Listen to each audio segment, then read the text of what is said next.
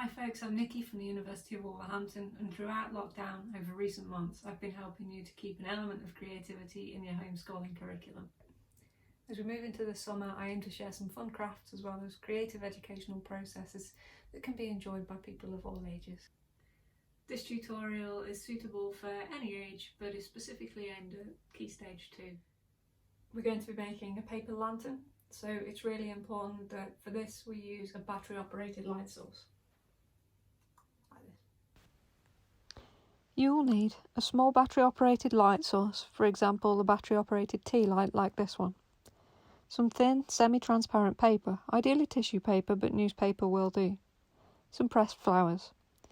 PVA glue or wallpaper paste. A balloon, a marker pen and a plant pot or similar. Start by blowing up the balloon. Little lungs might struggle, so it's perhaps best to get help with this if need be. You can make any size lantern that you like, but depending on the age and attention span of the artist, it may be a good idea to start small. So something like this.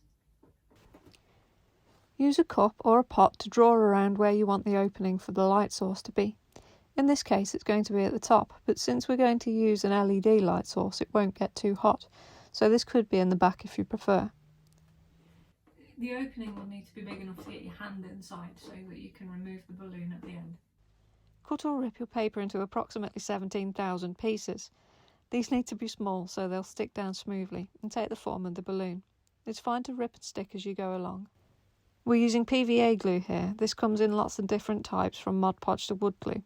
If it's especially thick you can add a little water like I've done. If you have wallpaper paste at home it's fine to use this too, but your lantern won't be as shiny as it will with PVA. Paper mache up to your line as neatly as possible, then let it dry. We'll need to add another layer for stability, and while the glue is still wet, arrange our pressed flowers onto the surface. You can buy pressed flowers very cheaply, but they're really easy to press at home if you can wait just a little while. These forget-me-nots took about a week. I just sandwiched them between 2 pieces of kitchen roll and put them inside a book before piling some of my heavier books on top. The flowers flatten out fast, but it's really important that they have time to dry out properly, otherwise they'll lose their colour. But also they'll bleed pigment into your paper when the PVA glue mixes with it. When you've added your flowers, you can either add a final layer of paper right away, or you can let it dry and draw into it with marker pen before adding that final layer.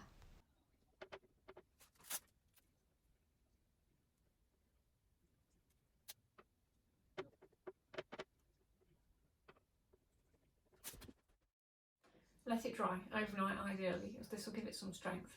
I'm just going to blast it quickly with a hairdryer, but this will melt the PVA slightly, so it'll be a little bit more flexible than I'd like. Now all we need to do is remove the balloon.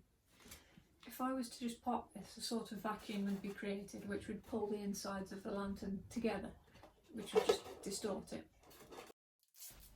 A good tip is to put a piece of sellotape on the surface of the balloon before nicking it with either a pair of scissors or a pin.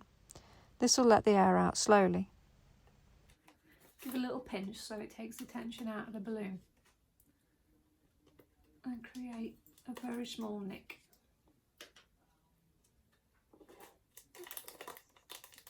This just lets us let the air out really slowly. Because the paper was still really soft from hair drying it, not leaving it to dry overnight, it's gone really wrinkled. I actually think this is pretty cool, but if you want yours nice and smooth, definitely leave it overnight. Make sure you carefully remove the balloon from inside.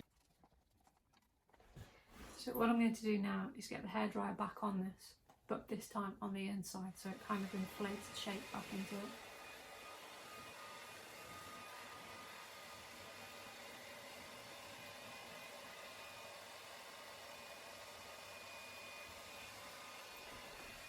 Now it would be a good idea to leave this on a flat surface to go hard. This way it'll shape the base so that it doesn't rock when you want to use it. If you think you've lost too much shape, don't worry, it's really easy to rectify.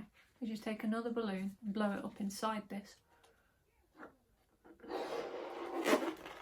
and let it dry that way. That way it'll regain the circular shape that it was in. However, I quite like what I'd got, so I'm just going to let the air back out.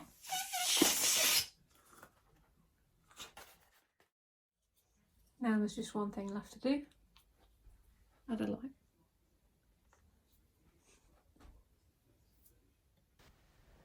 I hope you've enjoyed this tutorial and that you have fun making your paper lantern.